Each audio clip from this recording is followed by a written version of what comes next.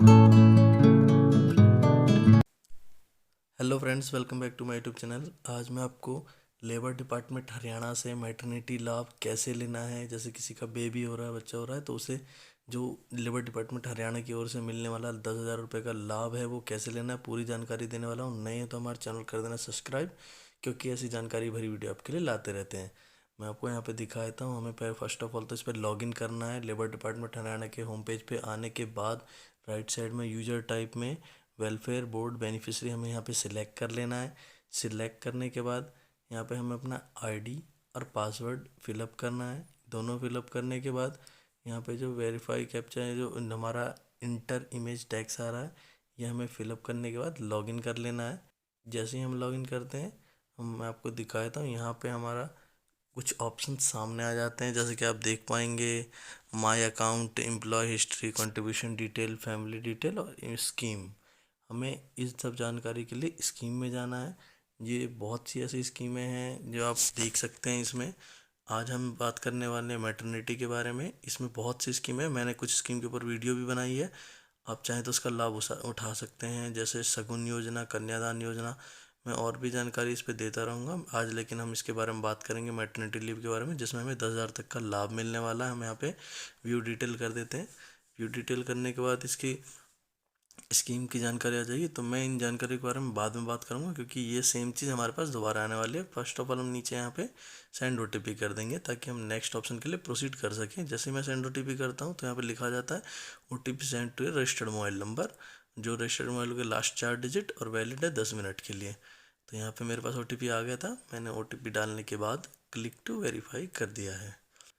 हम यहाँ पे नेक्स्ट पेज पे आ चुके हैं। Scheme detail, eligible criteria. तो इसमें हमारा एलिजिबल क्राइटेरिया में कंट्रीब्यूशन पेड बाय मैनेजमेंट, हमारी कंपनी जो संस्था है वो कंट्रीब्यूशन इसका पे कर रही है नहीं कर रही है, वो है पहला ऑप्शन। दूसरा ऑप्शन है इसमें the registered worker has been 12 month regular membership for this, मतलब आपको 12 महीने लगातार काम किया होना चाहिए। और तीसरा ऑप्शन हमारा आ जाता है आपकी सैलरी 25,000 या उससे नीचे होनी चाहिए। 25,000 से ऊपर सैलरी वाले अप्लाई नहीं कर, ध्यान रखें। हमारा चौथा ऑप्शन में ये आता है कि मैंने इस स्कीम का लाभ लिया है कि नहीं लिया है। तो इसमें लिखा हुआ 0 टाइम आउट ऑफ 3। मैंने इस स्कीम का कोई भी लाभ नहीं लिया है, इसलिए यहाँ पे 0 टाइम आउट ऑफ 3 आ रहा है। और पांचवा ऑप्शन है workers family and nominee detail are updated. तो आपकी फैमिली डिटेल और नॉमिनी डिटेल अपडेट होनी चाहिए, तभी आप इसकी स्कीम के लिए अप्लाई कर सकते हैं, जो कि आपके लिए फ़ायदेमंद होगी। अब हम आ जाते हैं यहाँ पे स्कीम डिटेल में। इसमें स्कीम डिटेल में देख रहे हैं आप टाइटल, पहला ऑप्शन है हमारा।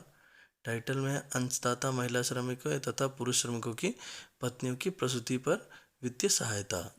अगर आपका बेबी होता है उसमें आपको सहायता मिलने वाले को प्रसूति सहायता कहते हैं, जिसमें 10,000 तक का लाभ मिलता है।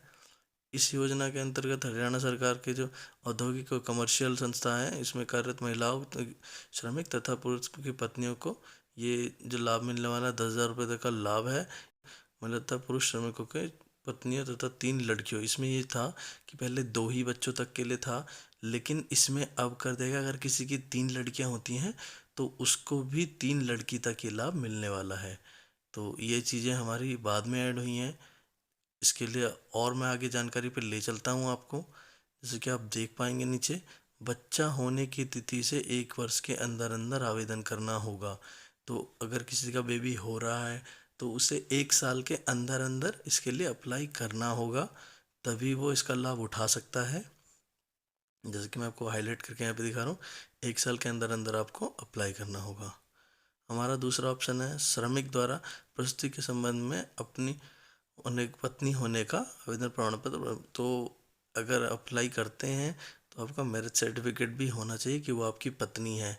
अगर कोई महिला श्रमिक कर रहे तो उनको तो कोई ज़रूरी नहीं है करना, लेकिन अगर कोई पुरुष श्रमिक कर रहे हैं तो अगर वो अपनी बीवी के डॉक्यूमेंट्स अपलोड करते हैं जैसा हॉस्पिटल के, तो उसमें उनका ये भी होना चाहिए कि ये मेरी पत्नी है, उसका मैरिज सर्टिफिकेट जैसा कुछ प्रूफ होना चाहिए। ठीक है। तीसरा है बच्चे का जन्म प्रमाण पत्र अपलोड करना होगा। बेबी का जो हमारा बर्थ सर्टिफिकेट बनता है हॉस्पिटल से, वो भी इसमें हमें अपलोड करना होगा। इस योजना के अंतर्गत श्रमिक को सेवा अवधि के 1 वर्ष निर्धारित है। इसमें जैसे कि मैंने आपको बता दिया था, कम से कम 1 साल काम किया होना चाहिए, 12 महीने कम से कम होना चाहिए, वही अप्लाई कर सकते हैं। और फिर लास्ट ऑप्शन था हमारा श्रमिक की मासिक वेतन 25,000 रुपये से अधिक ना हो। मतलब 25,000 या 25,000 से कम होगा तो उसे अप्लाई कर सकते हैं। फिर हमारा एम्प्लॉय डिटेल आके कहाँ मैं जॉब करता हूँ, क्या कैसे है। अप्लाई फॉर, मैंने यहाँ पे बेबी का कुछ अभी अपलोड नहीं कर रखा है अपडेट, इसलिए मेरे पास ऑप्शन नहीं आ रहा है। अगर कोई बेबी हो रहा है तो आप उसे पीपीपी में अपलोड करें, फिर वहाँ से अपडेट करके यहाँ जैसे ही करेंगे तो आपका यहाँ पे बच्चों का नाम आ जाएगा। ध्यान रहे आपको आधार कार्ड बना लेना है, तभी आप यहाँ पे अप्लाई कर सकते हैं। बच्चों का आधार कार्ड जैसे आप बनाएंगे उसके बाद आप यहाँ करने के लिए एलिजिबल हो जाएंगे। 1 साल का इसीलिए टाइम दिया गया है ताकि आपको ये ना हो कि बेबी हो गया यार 6 महीने के अंदर तो कुछ नहीं कर सकते, इसीलिए। ठीक है, तो साल भर के अंदर आप अप्लाई कर सकते हैं, आराम से आधार कार्ड बनवा लें और फिर उसका पीपीपी में अपडेट करके फिर यहाँ पे अपडेट करा ले वेलफेयर फंड में। फिर आप उसको ले, उसका नाम यहाँ पे अपडेट रहेगा आपका, उसको सिलेक्ट करके नेक्स्ट ऑप्शन में आ जाएंगे। डेट सिलेक्ट करनी होगी, उसका बर्थ डेट जिस दिन उसका जन्म हुआ है। डेट सिलेक्ट करने के बाद आप फिर नीचे ऑप्शन पे आ जाएंगे डॉक्यूमेंट्स रिक्वायर्ड। क्या क्या डॉक्यूमेंट्स रिक्वायर्ड हैं आप वो देख लीजिए।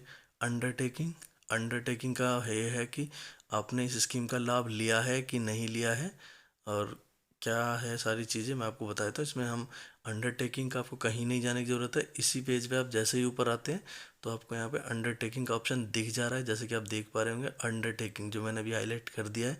आप इस पर जैसे ही टैप करेंगे तो ये पीडीएफ लिंक है, इसका पीडीएफ आपके सामने खुल जाएगा। यहाँ पे लिखा हुआ है मैं पुत्र पुत्री जो भी मैं ये हूँ, मेरे पिता का नाम ये है, निवासी यहाँ का हूँ, इस दिनांक से इस कंपनी में काम कर रहा हूँ, मैं इस सेवा का मैंने लाभ लिया है कि नहीं लिया, लिया है तो कितनी बार लिया है, ये सब लिख के हमें साइन कर देने होंगे। सेकंड ऑप्शन हमारा यहाँ पर आता है employee salary slip. Employee salary slip आपको जो सबसे नई सैलरी स्लिप होगी, मतलब जो सबसे लास्ट सैलरी स्लिप है आपके पास, जैसे यहाँ पे जनवरी की थी तो जनवरी का ऑप्शन दिया गया है कि जनवरी की सैलरी स्लिप अपलोड करनी है। इसके बाद आप आ जाते हैं एम्प्लॉयर सर्टिफिकेट। एम्प्लॉयर सर्टिफिकेट के लिए आपको कहीं और जाने की ज़रूरत नहीं है, आप इसी पेज को स्क्रॉल करेंगे ऊपर की ओर तो आपको मिल जाएगा, जैसे कि मैं आपको दिखा दे रहा हूँ। यहाँ पे हमारा एम्प्लॉयर सर्टिफिकेट यहाँ पे मिल रहा है, एम्प्लॉयर एम्प्लॉय सर्टिफिकेट हाईलाइट करके दिखा रहा हूँ। ये जो है यही लिंक है, यही पीडीएफ लिंक है, आप इस पर जैसे ही टैप करते हो आपको पीडीएफ फाइल ओपन हो जाएगी। जैसे कि आप देख पा रहे हैं यहाँ पे पीडीएफ फाइल ओपन हो चुकी है। यहाँ पे हमारा ऊपर वाला जो है वो एम्प्लॉय सर्टिफिकेट के लिए मान्य होता है और नीचे वाला ये, तो हमें 2 सर्टिफिकेट बनाने की ज़रूरत नहीं होती है, एम्प्लॉयर और एम्प्लॉयर के लिए सिंगल सर्टिफिकेट से काम चल जाता है।